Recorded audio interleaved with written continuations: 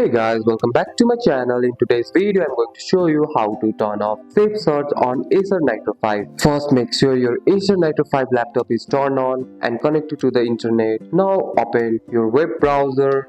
This can be Google Chrome, Microsoft Edge or any browser you use. In the search bar, go to the Google search page. Once Google open, look at the top right corner of the screen. Click on three dots. After that, click on Settings.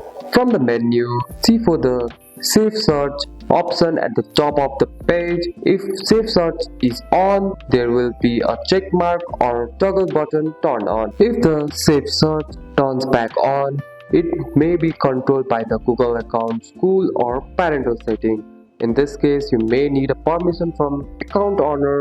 And that's it. That's all for today's video, guys. If you found this video helpful, drop a like and subscribe for more videos. Thanks for watching. See you in the next one.